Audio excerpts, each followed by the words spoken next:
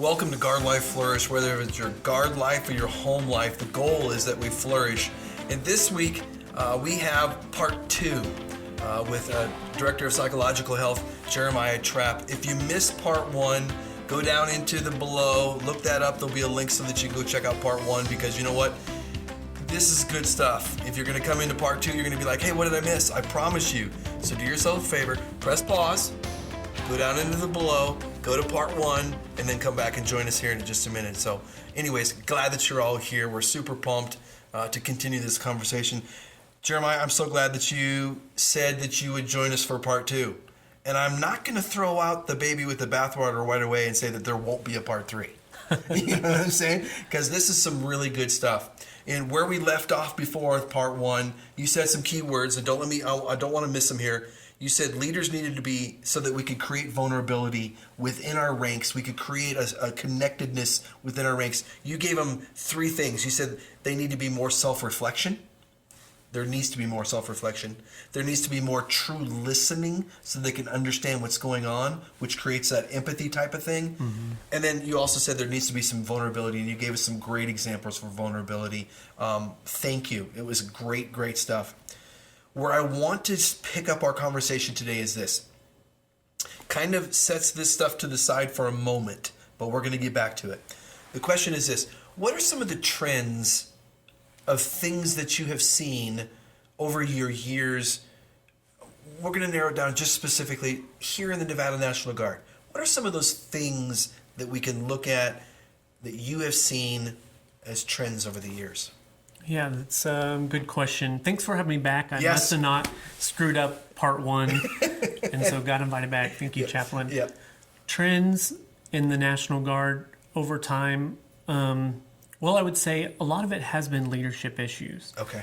And back when I was a social worker for the VA prior to this, whenever I was treating someone with post-traumatic stress, a lot of times their hang-up about what that stressor was in their thinking, the hang-up, wasn't about the actual incident of trauma.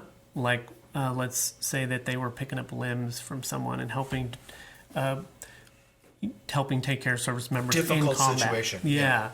So it really oftentimes wasn't that part that we would think of as being traumatic. It was how people responded, and a lot of times that's their leadership, how they took care of that service member or didn't in some cases, and how they thought. And so there was a lack of trust. And so that in their mind developed this post-traumatic stress that they can't get over and they get stuck on.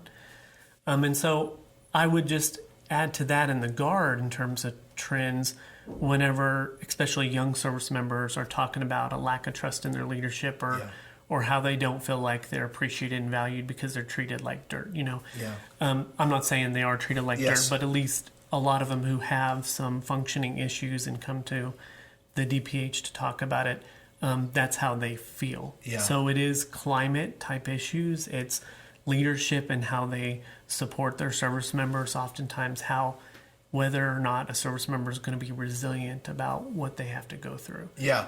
And so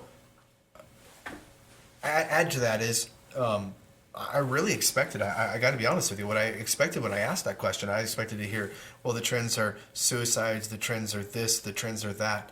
I didn't anticipate hearing leadership, because quite frankly, everything that we do in the military, everything that we do in life, if our leadership is strong, vulnerable, self-reflection, listening, that's awesome. But how often is it not that? Right. And in Purple Resolve, we talk about what? Impoverished and enriched environments. For the most part, we all exist in an impoverished environment in the military because of the things that we do, the things that we're subject to, those types of things. Those are going to be natural, that you're going to be in an impoverished environment. But our leadership, those who are leaders of them, have such a potential, have such a responsibility if we want to create that enriched environment. Right. And very surprised to hear you say leadership. I guess not surprised, but I expected there to be other things too. But that is such a root of a lot of problems. Right. Is leadership. I mean, I could say too that, yeah, we've saw an increase in anxiety and Of course. depression, Okay. adjustment type issues, some post-traumatic stress, suicides, absolutely. Yes. But what do we have the ability to impact and that will make a difference on those things? And it's leadership. Oh, yeah. Huge.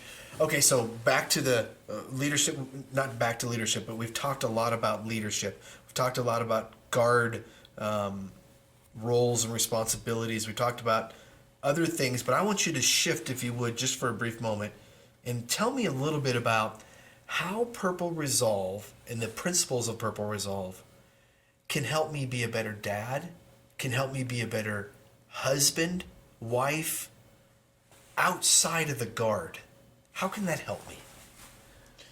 Well, you bring to the guard who you are outside of the guard because you spend 80% or more of your time outside the guard. Yeah. So if we have a healthy soldier in their civilian realm and those relationships, we're going to have a healthier soldier in the guard. So how does Purple Resolve impact that? I think, again, it goes back to the self-awareness, the connection, being vulnerable with those people. Yeah.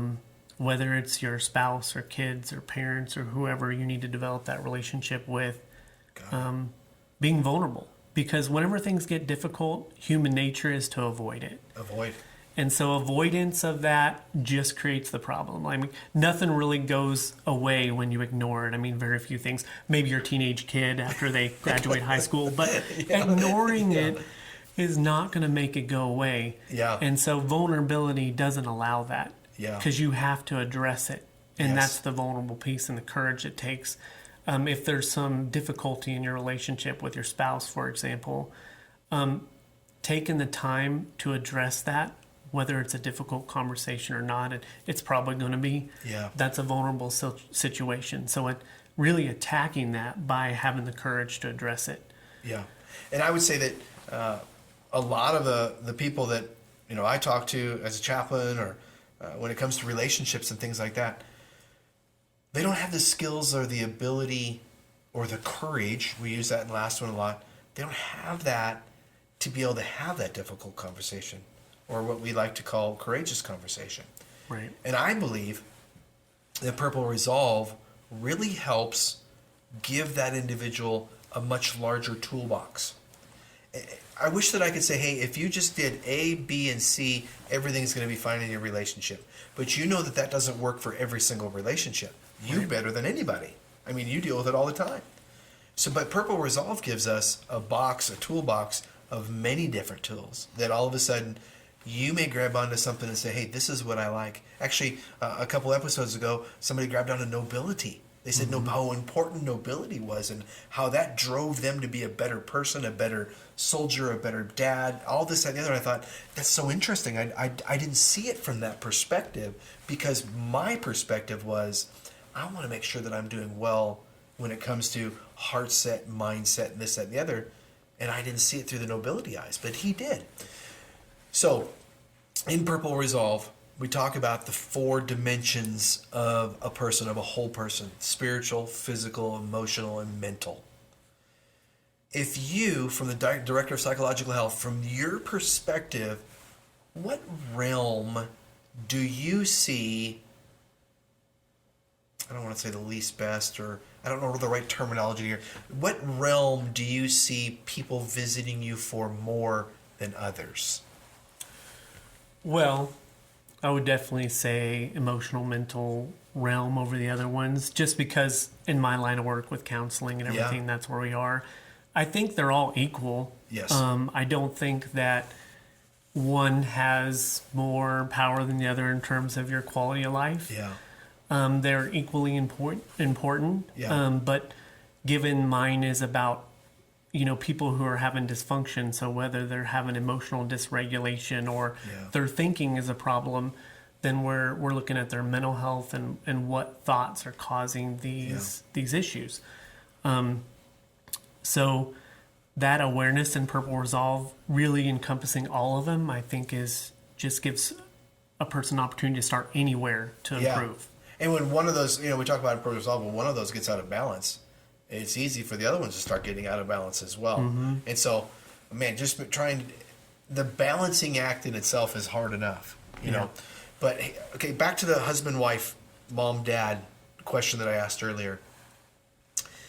If you, with your vast knowledge and experience of doing with what you do and caring for people, if you were to say there's I'm just putting a number out there, I'm making it up. Here's these 3 things that if people spent more time doing these, they would be better husbands, wives, moms, dads. What would you say to that? What are some things that they can do better that may or may not relate to Purple Resolve that they can do better to be better moms, dads, husbands, wives? Before I answer that, can I just tell you something about in terms of those physical and mental connections? Please do, please. Because when you said it, one of the things I used to do, well, I still do, secretly, is whenever I'm tracking a person in behavioral health case management and I'm seeing their progress, I oftentimes will look at their PT scores to see how those things are connected. And what's PT? Physical training. So they're APFT or ACFT, their scores to see. The thing we have to take each year. Yeah. Yada, yada. So I would do that just to see. And you could use this as a predictor. If you're seeing someone's scores go down on their physical health there as an indicator, then you can also see their mental health going down as well. And then as I see people improve, I will notice on the alpha roster that their scores are going up. And so that's how connected these things are. There's a very high correlation. Yes. That's so interesting because I agree. I mean, when I'm feeling at my best, I'm working out a lot, not a lot, but I'm on a regular routine of my physical, on mental, spiritual, emotional. It just makes all the sense. Once we find the balance in there, it's nice. You know what? Before we go to the last question that I asked you, let's continue this one. Sorry. No, don't apologize. Talking about those realms, when we're on balance, it feels great. Everything's clicking. Relationships going well, work's going well, I'm raising kids well, whatever it is, my life is going well. But that balance won't always be there. Right. And please correct me if I'm wrong when I say this too. When that balance is there and all of a sudden that balance starts getting off for some reason, it doesn't mean that I'm going to always be off balance. It's my responsibility. It's in my power to try to figure out how to approach being rebalanced again. Right. I think it's far-fetched to say, or it's a dream world to say that we'll always be in balance. I guess that's my question. Is it far-fetched to think that I'm always going to be imbalanced? Absolutely. Okay. You know, if there's one thing I could tell my kids that I want to just instill in them, is that nothing ever stays the same. Come on. So if you're feeling down in the moment or someone was mean to you, that is in your 8-year-old or 10-year-old mind, that's overwhelming. It feels like this is my world and it's not going to get better. Yep. So that's how kids think. Yep. Or think, and that's oftentimes how soldiers think. Yes. Whenever things seems to be, they can't see outside of that. Nope. And if they could just be mindful that everything is temporary, we're temporary. Yeah. That things are going to get good or bad or both. Yep. But they're going to change. And so if you're in a really low point, it's going to get better. Yes. And so being mindful that you're not always going to feel that way is hard to know in the moment, but it's the truth. Yeah, and I think that instant, we were talking, not me and you, but I was talking with somebody earlier about instant gratification. Mm-hmm. We come from the older generation that never, instant gratification was, a TV dinner, that they still put in the oven that could be done in 20 minutes or whatever it was. But now instant gratification is right now, everything moment. But we all exist in that moment, in that culture where we want that instant gratification. And that's when we talk about that balance. As far as that balance, when we get out of balance, we want nothing more than to go and we be back in balance. Right. But it doesn't happen that way. No. We got to work at it. We got to go at it. But here's the thing. If we don't have the skills or the tools, we won't be able to get back there. Right. More importantly, if we don't have the right heart set and mindset, man, we're going to be so out of balance. It's crazy. And so back to I don't even remember what the original question was, but how we got there, but about being a good mom and dad, I think, right? Right. What are 3 things that they could do? Or 3 or 2, or whatever you would throw out there, what are they? Yeah. Okay, so the first one is listen. Okay. Because we don't tend to do that. Because we want instant gratification, like you're saying. We Yep. don't take the time to really hear what the other person is saying. Okay. So first, just stop and listen. Where are they? Why are they there? Just hear from their perspective so that we have understanding. Because the second thing I would say is empathy. And you can't do that if you don't know why they're there in the first place. Yeah. So listen and empathy, and then vulnerability. Okay. Vulnerability to sit in that difficult place for them. Yeah. Because it takes vulnerability just to sit kind of in the darkness. Yeah. And I tell people that when I'm teaching assist, you don't want to sit very long with someone who's thinking about suicide. It's really hard to sit in that dark place. Yeah. And so vulnerability to do that and to be fully present and to be there with them. Okay. And those things will help us. Those things will help me, us, whoever, be a better dad, be a better mom, be a better husband, be a better wife, be a better worker. I think the thing that's interesting, what you just said, is those things don't just apply to being a better mom or a dad. Those things apply to everything They do. in life. And Purple Resolve, bring it back to that, really helps us understand those things. It really digs in. The last episode, I think we talked about, you briefly talked about Purple Resolve is the why to the MRT's what. Yes. Which was awesome, and because that's what I believe as well. And I would go a step further to say this: I think that MRT went after the what, and we discussed that in Purple Resolve. Simon Sinek talks about it, all that. And when you go after the what, it's all fine and dandy for a little brief period of time. Right. But then all of a sudden people go, I want more. I don't understand this. Why do I feel this way? How did I get to this spot to feel this way? MRT and other programs give us the what, but Purple Resolve gives us the why and the how. Why do I say that? Because I don't want our listeners, I don't want our viewers to think that I'm ripping on MRT and all those other programs. I'm not. Right. I really believe that Purple Resolve marries them all together. It amplifies MRT. It amplifies assist. It makes these things better. Why? Because we start getting at the why to why people feel the way they do, why they're acting the way they act. And that sets up this question. How many times when people sit in your office or when you're counseling through Zoom or whatever it is, do you all of a sudden, since Purple Resolve, say, this individual doesn't have a why? They've lost their purpose. Yeah. Do you say those things? Well, not say to them, but I mean, do you feel it in your heart? I feel it. I may not say it that way. Yeah. And when I think of the why and the heart set and the mindset, in terms of clinical terms, I think of people's values. Okay. And one of the things that I do in counseling a lot is, and this is part of acceptance and commitment therapy, ACT, is that understanding what people's values are versus how they're living their life. Okay. So let's say in their mind they have these values, whether it's family, hard work, learning, it can be anything, whatever they value. And then in their life they live a different way. So there's this incongruence about how they're living and what they really value.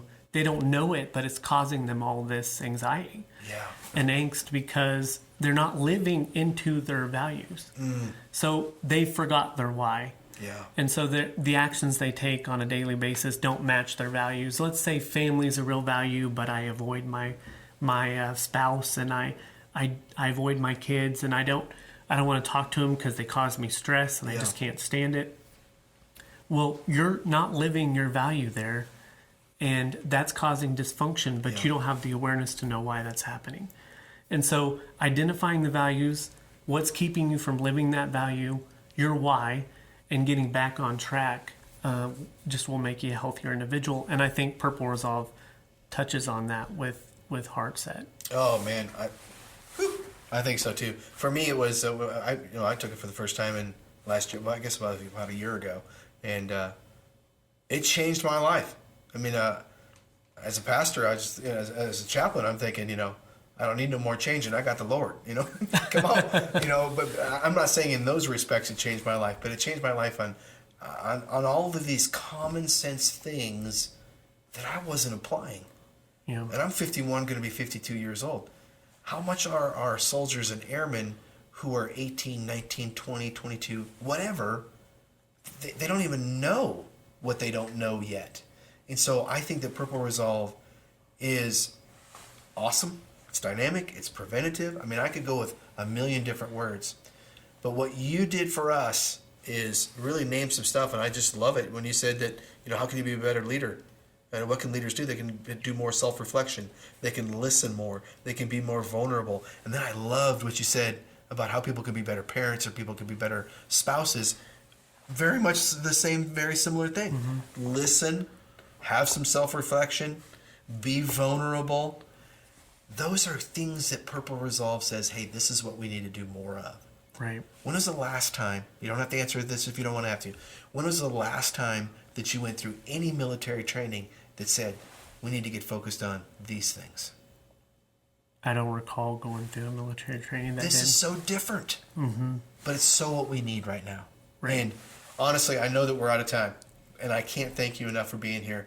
I can't really honestly say, I can honestly say that I want to do episode 4, 5, 6, and 7 with you, because I think we could talk forever about this topic and the importance and the relevancy of caring for people and how Purple Resolve gets at that caring for people in the heart set and mindset. So thank you so much for being here. I really appreciate you. Thanks for having me. Hey, so from all of us here at Guard Life Flourish, I just want to tell you thank you for being here. If you like what you heard, please give us a thumbs up.